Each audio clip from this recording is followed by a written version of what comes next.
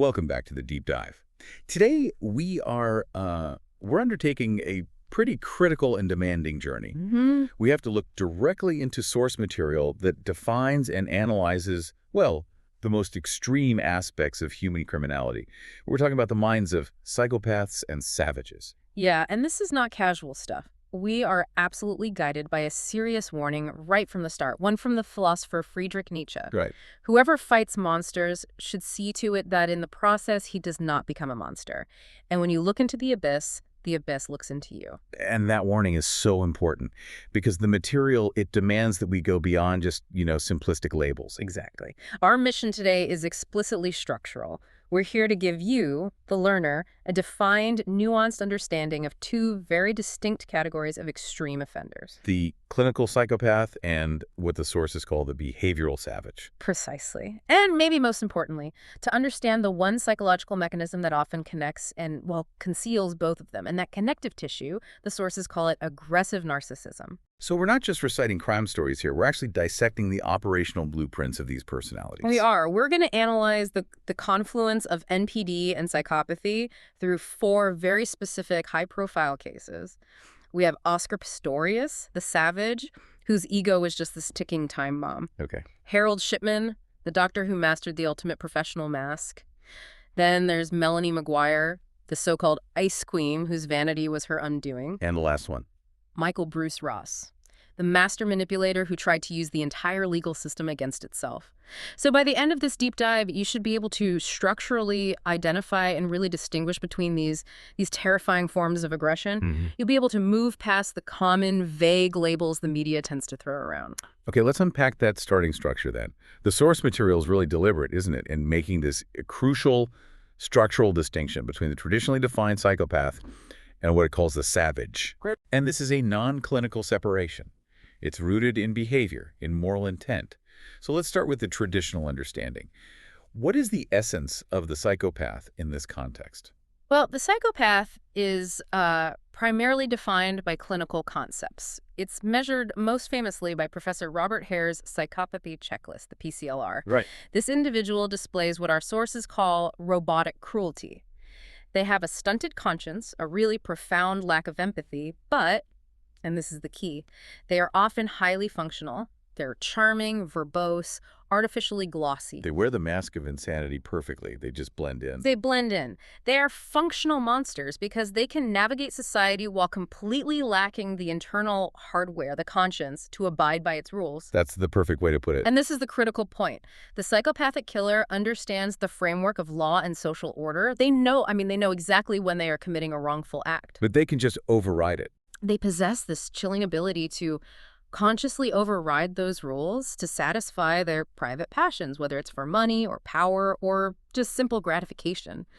Their internal motto, if you strip it all away, is, I know the rules, I get the consequences, but I choose to transgress them because my immediate desire outweighs your existence. They're defined by their capacity for calculated, intentional transgression. It's all driven by self-interest. Okay, so if the psychopath is calculating and operating within this deficient clinical framework, how do we define the savage? And isn't the term savage itself a little problematic, with its historical baggage and non-clinical status? Does the source material defend using such a loaded term? That's a really important question, and the source defends the term by rooting it strictly in two defining behavioral elements. It's completely separate from any clinical diagnosis. Okay. They define the savage as having, 1, brutal and unrestrained violence, and 2, willful transgression or ignorance of social rules. So the whole purpose of the term is to apply different moral calculus. A moral one, not a medical one. Exactly. While the psychopath might be seen as suffering from a condition beyond their overall emotional control, a deficiency in the conscience, the source insists the savage has no such excuse. They reject the laws, the social constructs of modern society, not because of some psychological deficiency, but out of choice and depravity combined with explosive violence. It's a purely moral and behavioral assessment. That structural distinction, it fundamentally changes how we view their crimes then. Yeah. It shifts the focus from pathology to just pure aggressive choice. It does. And to really grasp this, look at the classic thought experiment the sources use, the Milgram experiment. Ah, the shock experiment. Right. Those subjects delivered terrible, supposedly fatal electric shocks. Why? because they were following one rule, the rule of authority, obeying the scientist, over another rule, which is don't harm others. They were still operating within a system of obedience, just a twisted one. The savage, by contrast, rejects the entire framework. They don't operate by any rules except those that immediately satisfy their need for power or their expression of rage. And they pair that rejection with brutal, unrestrained physical force. So we have the calculating, charming psychopath on one hand and the volatile, morally indifferent savage on the other. What's the universal camouflage they both use to function in society? You said it was aggressive narcissism, Yeah. NPD. Yes. Why is that link so vital, and why is it so often left out of formal medical analyses? Because aggressive narcissism is the functional outward presentation that makes the inner monster plausible. Narcissistic personality disorder, which also affects about 1% of the population, it provides the perfect mask. Sufferers of NPD share core traits with psychopaths: exaggerated feelings of self-importance, a preoccupation with power, prestige, vanity, and a sense of entitlement. They genuinely believe they deserve favorable treatment and, automatic compliance with their expectations. They are, at their core, functional, grandiose, pathological liars who have to constantly uphold an impossible image. That image sounds exhausting to maintain. What drives that intense fragility that's hiding underneath all that self-aggrandizement? The entire personality is structured around a central defense mechanism that's known as splitting. Internally, the narcissist is just locked in this confused, desperate struggle between two opposing self-concepts. Two selves. Right. On one side, you have the grandiose, fantastical dream of unlimited success, power, perfection. That's the ideal self. On the other side is this debilitating, terrifying fear of inadequacy, failure, and being exposed as a fraud. That's the vulnerable, actual self. They cannot reconcile these two realities. It's an internal civil war, which explains why they project all their internal chaos out onto the world. Precisely. They are mentally incapable of acknowledging the destructive damage they inflict on others because their entire energy is just consumed by maintaining this impossible split. As the psychotherapist Dr. Alice Miller highlighted, the grandiose narcissist is never truly free. Their sense of self-respect is entirely dependent on a steady supply of external validation, adoration, mirroring from other people. If that supply gets cut off, or if their constructed ideal self is threatened in any way, the aggressive response is instantaneous and explosive. This dependency is the psychological fuel that turns their vanity into potential violence. Okay, so with those definitions clearly set, the rule-breaking psychopath, the brutal savage, and the aggressive narcissism that masks them both, let's turn to our first big case study. A world-famous example of a man whose ideal self was just shattered, unleashing the savage that was hiding underneath. Oscar Pistorius was, an unparalleled global icon. We all knew him as the Blade Runner. His public image was forged in triumph, overcoming the congenital lack of his fibula in both legs to become a Paralympic and eventually an Olympic hero. He had wealth, fame, adoration. He had seemingly defeated impossible physical odds. And that adoration was everything. The sources detail how his entire self-concept, his massive public ego, was incredibly precarious. It was a balloon inflated by international celebrity, but it hung in the air on a very fine thread, like a balloon about to pall. Wow. This vulnerability is textbook aggressive narcissism. His public persona was his ideal self. Any threat to it was existential. And that threat, it really manifested intensely within his personal relationships, didn't it? Specifically with Reeves' teen camp. Absolutely. The trial laid bare a highly volatile and dysfunctional relationship, driven by his profound insecurity and his need for control.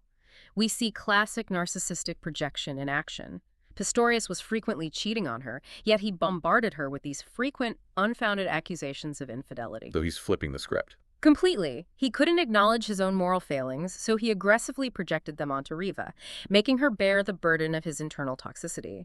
When she threatened to leave, or when his control over her narrative wavered, well, the collapse of his ego was imminent. His initial defense tried to explain the violence as a temporary break from reality. Their red mist defense, or intermittent explosive disorder, IED. The idea that he was just filled with this rage that was totally disproportionate to the situation. Why was that defense ultimately rejected? Because that seems like a crucial step in labeling him a savage. The rejection of IED is key. It's so key because it shifts the focus from an uncontrollable fit of rage to a calculated choice. IED suggests an adrenaline-fueled frenzy where judgment is completely lost. Right. However, the court found his actions were not just an uncontrollable outburst. They were deliberate. He fired 4 high-caliber rounds through a closed door into a tiny cubicle without any warning.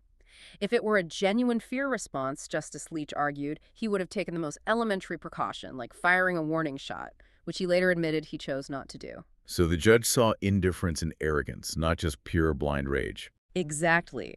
The action demonstrated an immediate, conscious override of basic safety protocols and legal rules. That's the willful transgression component of the Savage criteria. Justice Eric Leach, in overturning the manslaughter conviction to murder, was highly critical of the idea that Pistorius acted reasonably. So what was his conclusion? Leach concluded it was inconceivable that a rational person could have believed he was entitled to fire, without taking even that most elementary precaution. Pistorius's need to secure himself and maintain control, even at the cost of life, demonstrated a complete disregard for the laws governing deadly force. And the execution of the crime itself, I mean, that speaks directly to the brutal and unrestrained violence criterion, especially when you look at the technical details of the ammunition he chose to use. The specifics are horrifying, and they're critical to understanding the depth of the depravity. He used a heavy-caliber, silver-plated 9mm semi-automatic pistol. The ammunition was not standard. He used Black Talon brand hollow-point bullets. Black Talons? A specific, devastating type of ordnance he reportedly called zombie stoppers. These hollow-point rounds are designed to expand upon impact to cause maximum internal trauma. The autopsy revealed the sheer violence of the act. The high-velocity rounds tore through Riva, and the shot to the head literally split her skull in two. That choice of lethal weaponry, combined with the legal finding that he willfully ignored basic rules of conduct, that really seals his place as the Savage, a man whose aggressive narcissism led to a brutal, deliberate rejection of the social contract. It perfectly illustrates how the internal pressure of that narcissistic split, the threat to the ideal self, can just violently collapse into savagery when that internal control is lost. Okay, let's transition now from the Savage, characterized by these volatile, brutal outbursts, to the ultimate calculating mind. The functional psychopath who used aggressive narcissism to camouflage his true nature for decades, right within a system of ultimate trust. Dr. Harold Shipman, a seemingly ordinary general practitioner who holds one of the most chilling records in modern criminal history. He murdered an estimated 250 of his patients. He is the quintessential example of the narcissistic psychopath, successfully operating under the most trusted of professional masks. Shipman is terrifying because he proves the mask works best when the setting naturally demands absolute trust. His psychopathy was rooted in profound arrogance and entitlement, the twin pillars of aggressive narcissism. Right. Early in his career, back in 1974, when he joined the practice in Todd-Morden, he was immediately nicknamed Dr. Know-All. He was intolerant of advice, believed implicitly that he was superior to his colleagues, and he demanded, as is so typical of narcissists, automatic compliance with his expectations. This narcissistic grandiosity was the engine that drove both his professional success and his homicidal behavior. Yet even this masterful manipulator had a profound early weakness that surfaced very quickly, one that really should have ended his career right then and there. Yes, his fatal flaw was an addiction to the cocaine-based painkiller pethidine, or Demerol. He got it by systematically forging prescriptions and shortchanging his patients on their dosages, injecting the remainder between his fingers or into his inner thigh places, chosen specifically to conceal the injection marks. And he was caught. He was caught in 1975, fined 600 pounds, and forced to undergo detox. And astonishingly, despite being caught forging prescriptions and stealing narcotics, he was allowed back into practice within just 2 years. This is the first catastrophic failure of the system, and it's predicated entirely on his mask. He successfully conned his peer into believing he was fully rehabilitated, clean, and trustworthy. Shipman understood that his professional title gave him a massive psychological advantage, and it enabled his psychopathic tendencies to flourish with minimal suspicion. The source material talks specifically about the profound splitting of his character, that classic Jekyll and Hyde manifestation that was so central to his long reign of terror. The duality of Dr. Shipman is perhaps the most defining feature of his aggressive narcissism. To his colleagues, he was the classic bully. A megalomaniac who couldn't stand criticism, sneering over his spectacles, interrupting and talking over anyone who dared question his medical judgment. He was constantly trying to assert intellectual superiority. But his presentation to the people he was actually killing was the polar opposite. Absolutely. To his elderly patients, he was the ideal family doctor, the trusted, bearded, bespectacled figure, compassionate, attentive, and crucially willing to make house calls after hours, even on a Sunday. Wow. He deliberately cultivated this image of reliability and care, reinforcing the public's automatic trust. The sources suggest he even appeared on a wit-in-action TV program, seemingly flaunting his impeccable credentials, which, in retrospect, gave him a license to commit murder under the protection of his perfect professional mask. The chilling implication here isn't just that he got away with it, but that his mask was so perfectly tailored to his professional role that he could operate within the most watchful systems completely undetected for decades. That is the ultimate takeaway from the Shipman case. The source material forces us to ask, if he was in contact with dozens of doctors, psychiatrists, psychologists, nurses, and medical practice staff, and they all failed to spot the predator, what chance do ordinary citizens have when evaluating a professional? And the method. He used dimorphine, a medically cleaned-up version of heroin often used as a strong painkiller, to commit his murders, a choice that further disguised his crimes as natural deaths. His aggressive narcissism ensured that no one questioned the good doctor. That arrogance just resurfaced in his final greedy act involving the victim, Kathleen Grundy. It wasn't just murder. It was this act of profound self-entitlement. It was pure narcissistic superiority. His attempt to forge Kathleen Grundy's will for a staggering £386,000, which is over £610,000 today, that was driven by hubris, not desperation. Right. He hadn't been collecting a huge fortune from the stolen jewelry he kept in his garage. He attempted this major fraud because he was an arrogant, self-centered man who genuinely believed he was so intelligent he actually could pull the fraud off. He believed he was above the law, above the intelligence of the police. His final act of control was cheating the system one last time by committing suicide in prison the day before his 58th birthday, denying his victims' families the closure of a life sentence served.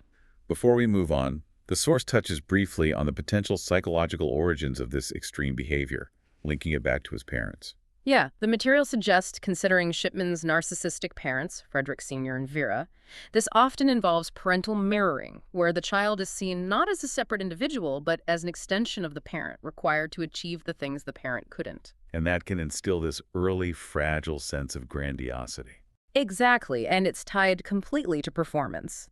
However, as experts like Professor Elliot Layton caution, we have to avoid drawing a direct causal link. Millions of children are raised by narcissistic or overly demanding parents, and they do not become serial murderers. It suggests a potential vulnerability that, when combined with psychopathy, can become lethal, but it's not the definitive cause. It seems Shipman's enduring lesson is that the most dangerous psychopaths are the ones whose aggressive narcissism aligns perfectly with the professional role that demands public trust. Now, let's pivot to a case where the aggressive narcissism itself was weaponized against the killer. Melanie McGuire, the New Jersey fertility clinic nurse convicted of killing and dismembering her husband, Bill. She's defined in the source material as a savage whose primary and eventually fatal flaw was extreme vanity. She embodied the cold, calculating side of the savage. Absolutely. McGuire was intelligent, educated, and utterly self-absorbed. Her psychopathic traits were masked by this profound, aggressive narcissism that gave her an innate and perhaps entirely ill-founded belief that she was untouchable, superior, and especially equipped to manipulate the British criminal justice system. So the investigator realized that to engage her, they couldn't appeal to her conscience. No, they had to appeal directly to her ego. And this led to a textbook example of narcissistic entrapment, where the methodology was deliberately designed to flatter her perceived sense of self. What was the exact nature of the bait used to draw her into correspondence? It was a highly calculated, multi-sensory psychological gambit. The investigator used high-quality stationary Conqueror cream-colored paper with an inlaid faux family wax crest to create an illusion of high-status correspondence. And crucially, the letter was deliberately sprayed with the upscale scent of Chanel Egoiste perfume. This wasn't just about reading the words, it was about creating a luxurious, elite sensory experience. The goal was to make the correspondence stand out from the hundreds of letters she was getting, appealing directly to her aspirational vanity and her belief that she was a woman of exceptional class and taste. And the success of this strategy was confirmed by her immediate narcissistic reaction. It worked instantly. She was so easily drawn in by the implied flattery and the perceived elevated status of the writer. In her reply, her attention wasn't on the substance of the case at all. It was entirely on the presentation. She asked directly, "Is that Chanel I detect on your writing paper?" Unbelievable. She focused solely on her image, denying the label femme fatale, yet clearly basking in the attention it brought. And was notably absent from her correspondence. Remorse, a total absence of it. She never once mentioned her two children, who she claimed to adore, nor did she express a single iota of remorse for Bill or even her former lover. Her total absorption in her own image, her perceived superiority, and her belief that she could control the narrative. It just confirmed the success of the psychological hook. She was so convinced of her own cleverness that she dismissed everyone else as unworthy of her consideration. So let's look at the crime itself. The source labels her actions plumb-dumb stupid for the evidence trail she left, despite the cold, calculated depravity of the act. That juxtaposition is key to defining her aggressive narcissism. She was too highly educated, too arrogant and complex for her own good, yet too plumb-dumb stupid at the same time. The calculated nature of the crime meets the savage criteria. She laced Bill's celebratory wine with chloral hydrate, a sedative often used as a date rape drug, to make sure he was incapacitated. She then shot the still sleeping man, meticulously using a pillow to muffle the sound. Following the murder, she dismembered the body in the bathroom and purchased matching suitcases to dump his remains into Chesapeake Bay. The meticulous effort required to ensure not a single drop of blood was found in their $500,000 home. That speaks to an almost clinical level of coldness. It demonstrates extraordinary, cold, deliberate control and complete depravity. She was not acting in a heat of passion. This was calculated destruction. But the plum-dumb part was the resulting trail of evidence. The purchase of the suitcases, the chloral hydrate prescription, the records connecting her phone calls and travel. Her arrogance led her to believe that if she executed the plan perfectly, the police would just assume it was a random, untraceable mafia hit, as she later claimed. And her post-crime behavior, the total rejection of accountability that cements her as a savage. Absolutely. Her phony narrative was to blame the victim, claiming Bill was an abusive gambler, and then fabricating the whole mafia kill story. Middlesex County Superior Court Judge Frederick DeVesa, in sentencing her to 30 years, explicitly cited the depravity of this murder and her total disregard for the laws of what is acceptable. She callously destroyed a family for her own selfish ends, embodying the savage's lethal combination of great violence and profound moral indifference, all fueled by the certainty of her aggressive narcissism. That brings us to our final case study, the intellectual apex of manipulation. A high IQ psychopath who used his narcissistic need for control, not just to commit crimes, but to try and dismantle the justice system at Wells. Michael Bruce Ross.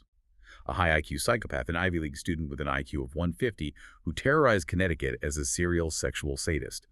His story is less about hiding his crimes and more about actively manipulating the legal, psychiatric, and media systems all around him. Ross was the ultimate clinical psychopath.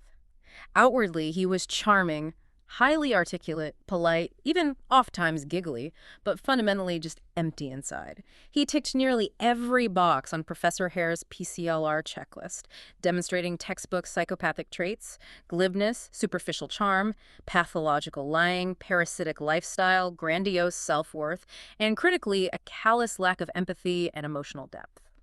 There was one particular item on the PCLR that he seemed to fail, though. Number 16. Failure to accept responsibility for his own actions. But even this failing, he weaponized. He turned it into his greatest psychological masterstroke. Ross didn't just confess to his murders, he effectively played the entire system by volunteering for execution. He admitted his crimes, stated he was sane, and asked to be executed immediately. How did that seemingly cooperative act become a manipulation? By volunteering, he inverted the legal and psychiatric debate. He forced legal aid attorneys, anti-death penalty advocates, and psychiatric experts to argue that anyone who willingly steps into the electric chair must be insane. This maneuver successfully paralyzed the entire Connecticut death penalty system for years. It brought appellate court judges to a standstill and caused widespread chaos. He was demonstrating that he was smarter than the entire legal and psychiatric establishment, the ultimate narcissistic victory. And this speaks directly to his deep-seated need for absolute granular control, connecting back to that fragility we discussed earlier with aggressive narcissism. It's the narcissistic need for final authority over the narrative. Ross himself articulated his deepest fear, which wasn't death or prison. He said, "What scares me the most isn't prison or the death penalty. What I fear most is insanity. I'm scared of losing touch with reality. If you are in control, you can handle anything, but if you lose it, you are nothing. So by volunteering for death. He was asserting ultimate control over his fate. He was forcing the courts and the doctors to focus on his psychological state rather than his crimes, and in doing so, he was mocking them. His psychopathy is perhaps most chillingly revealed when he discusses the disconnect between the acts of murder and his lack of any internal emotional response. His descriptions of his emotional state were brutally explicit.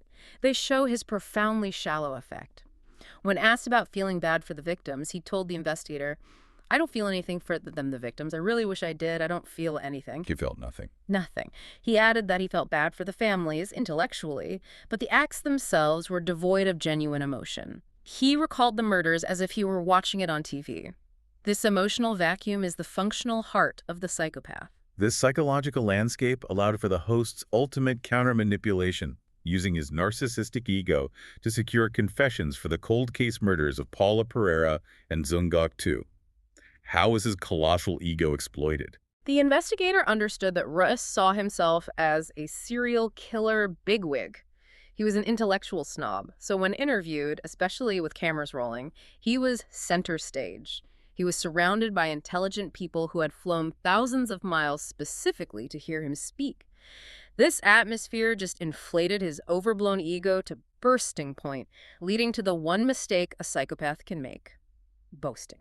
He needed to prove he was the smartest man in the room. And this boastfulness led him to try and minimize his crimes in a way that accidentally confirmed his guilt. Absolutely. He was desperate to establish his status and intellectual edge over the police. He boasted, "I've only killed 8 women. Big deal. There are a lot more guys you have met, and they've killed dozens more than me. So you're right. And in that context, I'm a nice guy." The final confession trap was sprung when he confessed to the murder of Zungok Tu, but immediately tried to minimize the brutality of the act, correcting the record. "Technically, I didn't kill her. She drowned." And that one word, drowned, was the key. It was the one piece of autopsy data that had been successfully kept private between the medical examiner and the police. The official cause of death was attempted strangulation, death by drowning. By trying to correct the investigator and claim the victim simply drowned, thereby minimizing his agency, he inadvertently confirmed he had been present when she was alive and when she hit the water. His need to be the master manipulator and boast of his exact knowledge led him to betray the final detail needed to secure justice for the families. The Ross case brilliantly demonstrates how the psychopathic reliance on aggressive narcissism, that desperate need to be superior and in control, can be strategically turned against them. To synthesize our structural journey today, we have clearly delineated the 2 core categories of extreme offenders. We have the psychopath, who chooses to violate the rules despite possessing the cognitive understanding of them, representing a clinical deficiency. Right. And we have the savage, who combines brutal, unrestrained violence with a willful disregard for society's entire moral framework, representing a moral choice. But the terrifying common element binding all 4 of these case studies, Pistorius, Shipman, McGuire, and Ross, is the aggressive narcissism. That mask, entirely dependent on external validation and the maintenance of an impossible ideal self, gives them the plausible surface to operate undetected, often within professional ranks, just as we saw with Dr. Shipman. The source material forces us to confront a terrifying realization. We, as ordinary citizens, are profoundly ill-equipped to spot these individuals because the mask is so perfectly crafted to appeal to our trust and our sense of professional normalcy. Yet the deep psychological analysis reveals these individuals, the psychopath and the bullying narcissist, are at their core described not as strong leaders or masters of the universe, but rather as weak and lonely folk, constantly trapped by their own need for superiority and absolute dependence on the external admiration they crave. Their ultimate isolation stems from that single-minded focus on themselves and their total lack of any genuine conscience. So what does this all mean for you, the learner, now that you're equipped with this darker structural knowledge? We turn to a piece of wisdom that appeared in our source material, a quote from Proverbs 14. Verses 15 to 16. "The naive person believes every word, but the shrewd one ponders each step. The wise one is cautious and turns away from evil, but the stupid one is reckless and overconfident." This knowledge should lead to caution, not fear, when you're evaluating the world around you. We exist in a world where these sophisticated personality types do walk among us.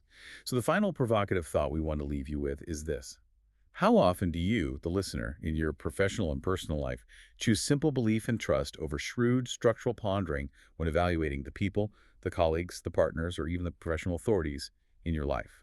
Use this understanding to increase your critical caution and question the mask.